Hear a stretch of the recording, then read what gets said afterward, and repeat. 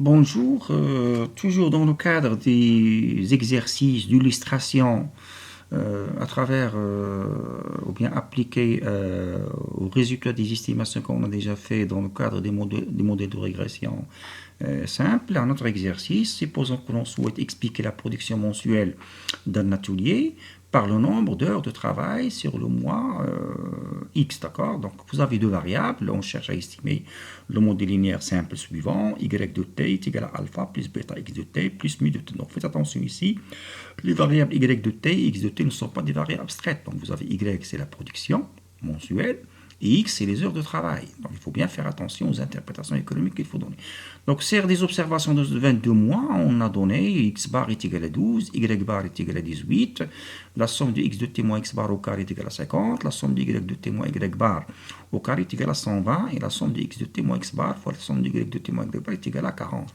Donc on vous demande d'estimer les paramètres alpha et bêta des modèles et donner l'équation de la droite de régression et d'interpréter. Bien. Donc, je vous rappelle que pour estimer les paramètres, on utilise un certain nombre de formules. Il faut toujours utiliser les formules en fonction des données que vous avez. Ici, vous avez x bar, y bar, vous avez une indication sur la covariance. Donc, c'est la raison pour laquelle je vais utiliser la formule donc, de la covariance. Pourquoi? Parce que j'ai les données qui correspondent à ce... Donc, je ne peux pas appliquer les autres formules. Pourquoi? Parce que je n'ai pas les données qui nécessaires pour que je puisse appliquer... d'autres formulations. Voilà, donc bêta chapeau est égal à la covariance xy divisé par la variance de x est égal à la somme de x de t moins x bar multiplié par y de t moins y bar divisé par donc, la somme de x de t moins x bar au carré est égal à 40, la somme de ces données, 40 divisé par 50 est égal à 0,8. Donc bêta chapeau est égal à 0,8 et alpha chapeau est égal à y bar, je l'ai déjà, donc bêta chapeau je l'ai calculé, x bar est égal à 18, etc. Donc la constante est égale à 8,4. Bien, donc le modèle estimé, il est donné par cette relation. Donc faites attention si jamais un exercice à faire, ou bien le jour d'examen, il faut toujours faire attention au signe, le signe que vous avez trouvé. Ici, le signe que nous avons trouvé, c'est un signe plus. Donc un signe plus, pourquoi? Parce qu'il faut bien faire attention, vous avez un modèle, vous avez la production en fonction des quantités d'heures de travail. Théoriquement parlant, bien la théorie économique s'exerce, comme vous l'avez déjà vu, je pense, dans votre cours de microéconomie, la fonction de production courbe de glace, lorsque le travail augmente, la production augmente. Donc le signe, il est plus. Donc le signe que nous avons trouvé, c'est logique. D'accord? Il est conforme à la théorie économique. Bien. Donc vous avez ici 0,8. Il s'interprète comme étant, si jamais, par exemple, l'entreprise ou si l'entreprise augmente les heures de travail d'une unité, l'unité ici c'est l'heure, toute augmentation d'une heure de travail, il va introduire une augmentation de la production de 0,8 unités. Toujours l'interprétation qu'il faut donner à votre coefficient bêta, c'est on augmente c'est-à-dire la variable exogène d'une unité, la variable endogène va augmenter de ce coefficient. Donc voilà, comme vous le voyez, si on augmente les heures de travail d'une heure, la production mensuelle de l'atelier va augmenter de 0,8 unités. Donc voilà, relativement à cet exercice, on a calculé, on a estimé les paramètres et on a donné une interprétation. Il faut bien faire attention, il y a l'interprétation statistique et l'interprétation économique. Donc l'interprétation statistique, c'est jamais x augmente d'une unité, y augmente de 0,8, mais l'interprétation économique, il faut toujours prendre en considération, c'est-à-dire le signe, les variables, etc., est-ce qu'ils sont conformes ou non à la théorie économique. Bien. Relativement à un exercice 9 qui fait partie de votre spécialité, d'après ce que vous allez voir, je pense, dans votre cours de gestion de portefeuille, vous allez voir ce qu'on appelle le modèle du marché. Le modèle du marché qui met en relation, comme je l'ai bien précisé, je pense, dans la séance introductive dans l'amphi, la rentabilité de l'action en fonction de la rentabilité du marché, surtout pour les entreprises cotées en bourse. Si vous prenez par exemple un secteur d'activité, les banques par exemple, je peux prendre la rentabilité d'une banque par rapport à la rentabilité des secteurs bancaires et je peux les lier dans ce modèle. Ce modèle est appelé modèle de marché, donc il permet de lier, comme vous le voyez, entre la rentabilité de l'action et la rentabilité de marché. Donc vous avez ça, c'est une constante, et ça c'est ce qu'on appelle les bêta les bêtas des actions, d'accord. Voilà, donc R, c'est le taux de rentabilité et un petit donc la période T. Et R, c'est le taux de rentabilité du marché pour lorsque je dis par exemple une période, ici nous avons pris l'action IBM, dans l'action IBM, c'est à la base de 140 taux de rendement mensuel. Nous avons pris donc 240 mois, un échantillon de 240 mois de la période 1950 jusqu'en 1976. Donc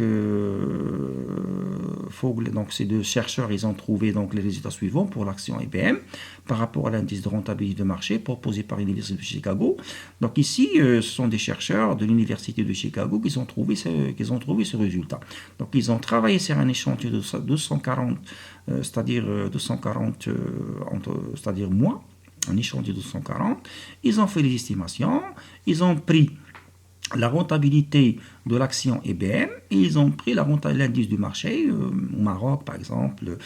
Vous savez très bien, vous travaillez sur l'indice MASI, MADEX, etc. Donc ils ont fait la régression linéaire, ils ont trouvé ce résultat. Comme vous le voyez, la rentabilité de l'action de l'action IBM, il y a une constante et vous avez le coefficient bêta. Le signe, c'est très très important. Le signe ici, lorsque la rentabilité de marché augmente, celle de l'entreprise ou bien de l'action IBM, il augmente. Et ici, nous allons voir ça plus tard dans notre séance qu'on appelle c'est-à-dire les écarts types de chaque coefficient. On verra ça par la suite. On vous demande ici, vous n'avez rien à calculer, on vous demande tout simplement de faire des interprétations. C'est parmi les exercices les plus difficiles. Comme vous savez très bien, la calculatrice, c'est la main de l'étudiant. Il cherche toujours à calculer, mais lorsqu'on lui demande de faire des interprétations économiques, on trouve parfois des difficultés. Bien.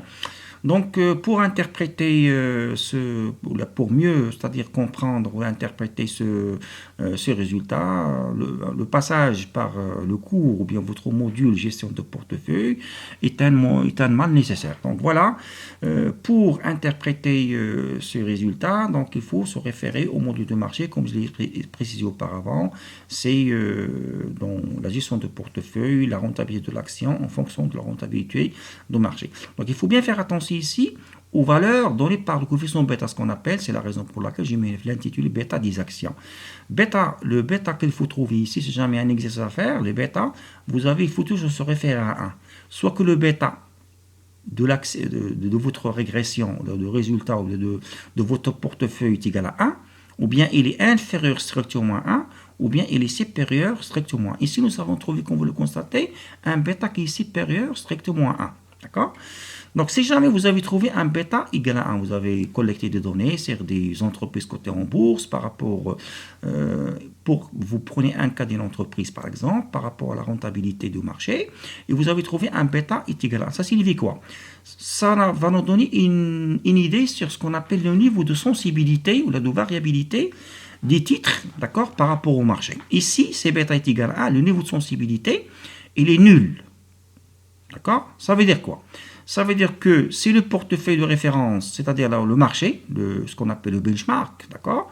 C'est le marché, c'est-à-dire la rentabilité du marché, fait par exemple 10% de gain, si le marché a fait 10% de gain, par exemple si vous prenez une banque et le secteur bancaire, si par exemple dans le secteur bancaire, le secteur il a réalisé par exemple 10% de gain, donc l'action ou bien l'entreprise concernée, il fait la même chose. C'est la raison pour laquelle vous avez bêta est égal à 1. C'est la même sensibilité, c'est comme une élasticité. Mais si jamais vous constatez que bêta I, vous avez trouvé que le bêta il est inférieur strictement à 1, ici on peut dire que le niveau de sensibilité n'est pas nul, il est faible. D'accord? C'est par exemple, le marché, il a fait par exemple 10% de gain, d'accord? Donc c'est 10% de gain et vous avez par exemple donc l'action c'est par exemple le marché il a fait 10% de gain, l'entreprise concernée il va faire moins de 10%, par exemple ici vous avez bêta est égal à 0,5, c'est le portefeuille de référence, le marché il a fait 10% de gain, selon ce résultat l'entreprise il va faire la moitié, c'est-à-dire 50%. 0,5, d'accord? Pardon, 0, vous avez 10%, c'est 5%, la moitié. Pourquoi? Parce que vous avez bêta i est égal à 0,5. Le dernier cas, si jamais vous constatez que le bêta i il est supérieur strictement à 1, par exemple ici, comme vous le voyez, 1,059, ici le niveau de sensibilité il est plus ou moins fort. Par exemple, si bêta i est égal à 1,5, et si le portefeuille de référence il a fait 10% de gain, alors l'action, l'entreprise concernée va faire 15% de gain, plus que le marché. D'accord? Et inversement. Donc voilà, donc ici, il convient de noter que le conseiller financier, surtout comme le font par exemple la majeure partie des banques, voilà, il propose aux investisseurs une classe d'actions selon le niveau de risque, selon la psychologie de l'investisseur. Est-ce que l'investisseur il a une faible aversion au risque, ou bien il a une forte aversion au risque, ou bien une faible aversion de risque selon le coefficient bêta qu'il va trouver, d'accord? Si jamais vous êtes conseiller financier pour un investisseur et vous constatez que le bêta est égal à 1, un risque moyen, d'accord? Donc on va suivre plus ou moins le marché tout entier, d'accord?